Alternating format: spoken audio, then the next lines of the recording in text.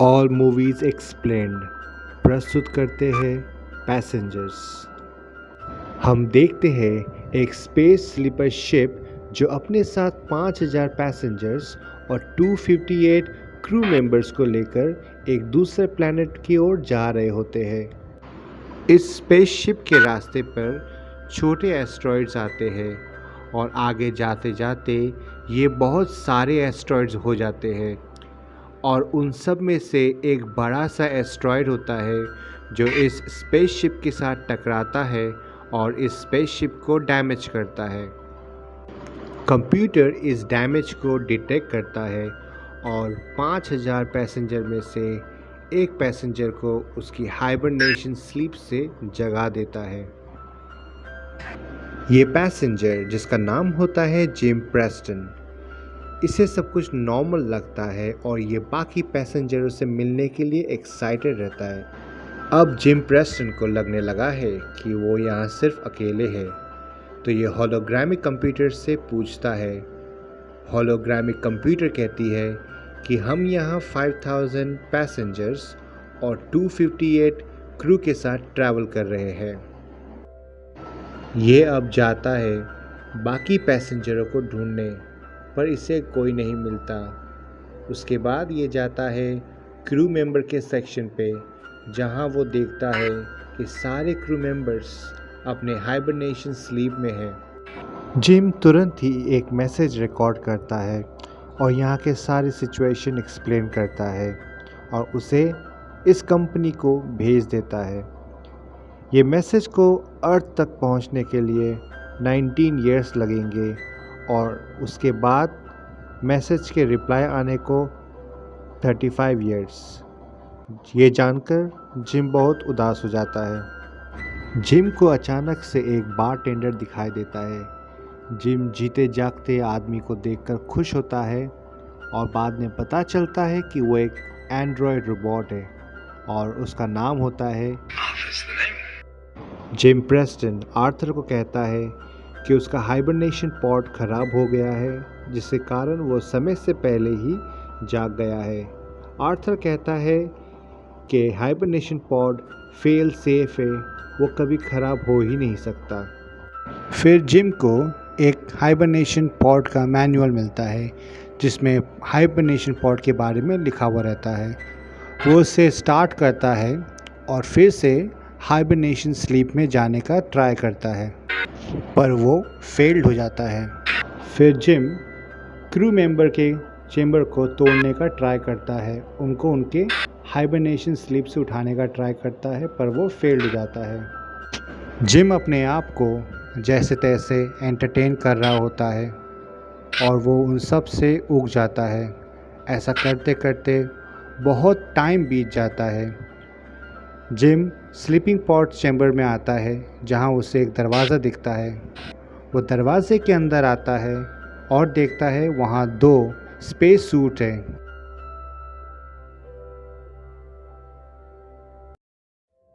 Gym उनमें से एक स्पेस सूट पहन लेता है और स्पेसशिप के बाहर चला जाता है। जिम अपने आप को इतने बड़े ब्रह्मांड में खुद को अकेला पाकर वो रोने लगता है और फिर वो शिप में वापस आ जाता है। जिम फिर से वहाँ पर आता है। उसका सुसाइड करने का प्लान रहता है, पर वो सुसाइड करने की हिम्मत नहीं कर पाता और वहाँ से वो भाग जाता है। भागते हुए वो गिर जाता है और जब वो उठता है तब उसकी नज़र एक पॉड पे पड़ती है जिसमें खूबसूरत लड़की जिसका नाम होता है अरोरा लेन। वो अरोरा के बारे में पैसेंजर इन्फॉर्मेशन डिक्शनरी से ढूंढता है और उसकी खूबसूरती से उसे प्यार हो जाता है। जिम कुछ टाइम तक उसके पास बैठकर उसके वीडियोस देख रहा होता है।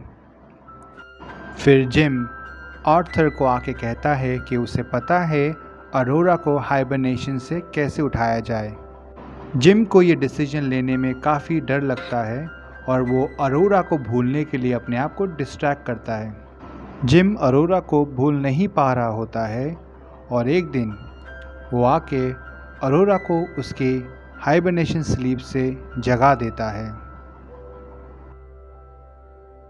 अब अरोरा भी बाकी लोगों को ढूंढने लगती है और तभी जिम उसके सामने आता है, एक स्ट्रेंजर की तरह, जैसे कि उसे कुछ पता ही ना हो। अरोरा उसे अपना नाम बताती है और पूछती है कि यहाँ क्या हुआ, बाकी सब कहाँ गए। तब जिम उसे सारी बात बताता है। अब अरोरा भी जिम की तरह नर्वस हो जाती है और हाइबरनेशन स्लीप में जाने के लिए वो अपना पॉड ढूंढती है। जिम उसे बताता है और रोकता है कि ऐसा करके कुछ मतलब नहीं है, अब हम वापस हाइबरनेशन स्लीप में नहीं जा सकते। जिम आर्थर को कहता है कि ये सीक्रेट कभी मत बताना अरोरा को कि जिम ने उसे हाइबरनेशन स्लीप से जगाया है। आर्थर भी उसे मान लेता है। अब दोनों ब्रेकफास्ट करने बैठते हैं। जिम बताता है कि मैं 1 साल से यही खाना खा रहा हूँ, जिसे सुन अरोरा उसके गोल्ड क्लास का ब्रेकफास्ट जिम को लाके देती है और जिम को 1 साल के बाद कुछ नया और अच्छा खाने को मिलता है। अब अरोरा सारे कम्युनिकेशन हेल्प ट्राई करती है और वो जो कुछ भी कर सकती है करती है, ठीक जिम की तरह, पर आखिरकार वो भी हार मान जाती है। हम देखते हैं कि दोनों आपस में बात कर रहे होते हैं और अरोरा पूछती है कि यहाँ एंटरटेनमेंट के लिए कुछ है। फिर जिम उसे बारटेंडर आर्थर से मिलाता है, डांस कराने ले जाता है, मूवीज़ देखता है और उसके साथ बास्केटबॉल भी खेलता है और आखिरकार वो दोनों एक डिनर में जाते हैं। जिम अरोरा को उसी चेम्बर में लेके आता है जहां वो स्पेस सूट रखा हुआ है। दोनों स्पेस सूट पहनकर शिप के बाहर चले जाते हैं और अरोरा को भी स्पेस का नज़ारा बड़ा अच्छा लगता है। उसके बाद दोनों एक दूसरे के काफ़ी करीब आ जाते हैं। अब ये दोनों एक परफेक्ट कपल की तरह एक दूसरे के प्यार में है। कुछ समय तक ये ऐसे ही चल रहा होता है जब तक कि आर्थर अरोरा को ये नहीं बताता है कि जिम ने ही तुमको तुम्हारी हाइबरनेशन स्लीप से जगाया है, और जिम भी इस बात को अग्री करता है। अरोरा जिम से बहुत गुस्सा होती है, जिसके कारण वो उससे बात नहीं करती। तो जिम को एक दूसरा सहारा लेना पड़ता है अपनी बात कहने का कि क्यों उसने अरोरा को हाइबरनेशन स्लीप से जगाया। अगले दिन सिस्टम फेलियर होने के कारण जिम लिफ्ट में अटक जाता है और यहाँ कॉफ़ी मशीन भी सही से काम नहीं कर रही होती, और अचानक से इन दोनों को एक तीसरे आदमी की आवाज़ सुनाई देती है। उस तीसरे आदमी की आवाज़ सुन दोनों ही लॉबी में पहुंचते हैं और वो आदमी इस शिप का एक कैप्टन होता है। कैप्टन अरोरा को पूछता है कि कितने लोग और जगे हुए हैं। अरोरा बताती है सिर्फ हम दोनों। कैप्टन सिस्टम चेक करता है और उसे कोई डेटा नहीं मिलता है, और कैप्टन इन दोनों को अलग अलग जगह से डेटा लाने भेज देता है। कैप्टन के हेल्थ में कुछ इश्यूज़ रहते हैं। अरोरा कैप्टन को रेस्ट करने भेजती है और हमें दिखाई देता है कि कैप्टन की तबीयत कुछ ज़्यादा ही ख़राब है। कुछ समय बाद ये शिप पूरी तरह से बंद हो जाता है, जिसके कारण शिप के अंदर की जो ग्रेविटी है वो कम्प्लीटली चली जाती है। अब ग्रेविटी ना होने के कारण सब कुछ हवा में तैर रहा होता है और अरोरा भी फंस जाती है पानी में, क्योंकि वो स्विमिंग करने गई थी। लकीली कंप्यूटर सिस्टम रिबूट कर देता है, जिसके कारण अरोरा की जान बच जाती है। उसके बाद ये दोनों गज़ के पास जाते हैं। गज़ बताता है कि शिप के मल्टीपल जगहों पे प्रॉब्लम हो रही है। गज़ लोकेट कर लेता है कि सबसे पहले प्रॉब्लम कहाँ पर हुई थी। अब ये तीनों उस लोकेशन पे पहुँचते हैं गस वीकनेस के कारण वहीं पर गिर जाता है। कंप्यूटराइज्ड डायग्नोस से पता चलता है कि गस को 612 डिसऑर्डर्स है। कंप्यूटर बताता है कि इन 612 डिसऑर्डर्स के ट्रीटमेंट तो है, पर अब इस पेशेंट की जान नहीं बच पाएगी। इस पेशेंट के पास बस कुछ ही समय बाकी है। अब गस का समय आ जाता है। गस दोनों को कहता है कि एक दूसरे का ध्यान रखना। उसके बाद गस अपनी आईडी दे देता है, जिससे कि उन दोनों को इस शिप में कहीं पर भी एक्सेस मिल जाएगा। उसके बाद गस अपना दम वहीं तोड़ देता है। अब इस शिप की भी कंडीशन बिगड़ते जा रही है और ये दोनों जाते हैं इस शिप को रिपेयर करने के लिए। वो दोनों एक जगह रिपेयर करने पहुंचते हैं और दरवाज़ा खुलते ही अरोरा अंदर खींची चली जाती है, क्योंकि वहाँ एक होल हो गया होता है। दोनों मिलके उस एयर होल को बंद कर देते हैं। अब इन दोनों को धीरे धीरे पता चलता है कि शिप खराब क्यों हो रहा है और वो दोनों रिएक्टर के पास पहुंचते हैं।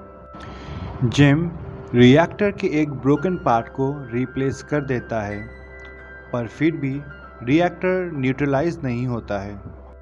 वो दोनों देखते हैं कि वेंटिलेटर का डोर बंद है और जिम वेंटिलेटर का डोर बाहर से खोलने जाता है। जिम बाहर से वेंटिलेटर के डोर ओपन करता है, पर वो डोर स्टेबल नहीं हो पाता।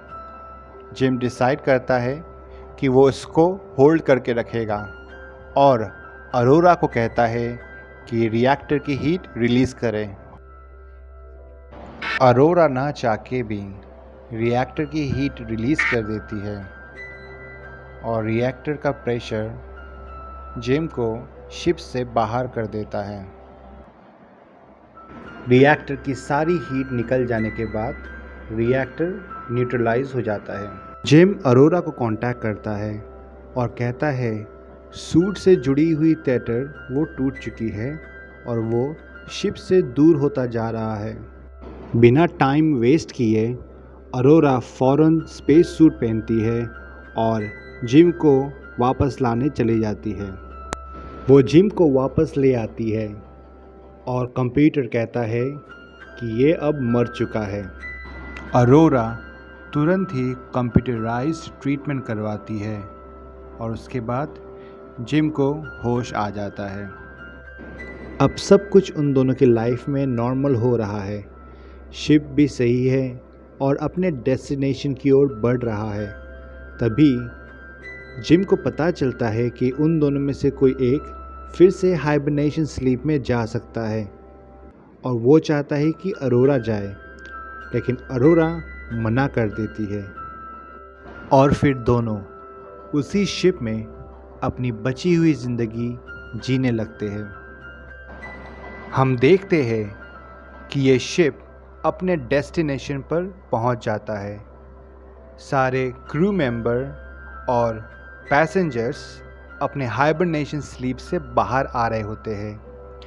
क्रू मेंबर्स बाहर आते हैं और देखते हैं ये दृश्य।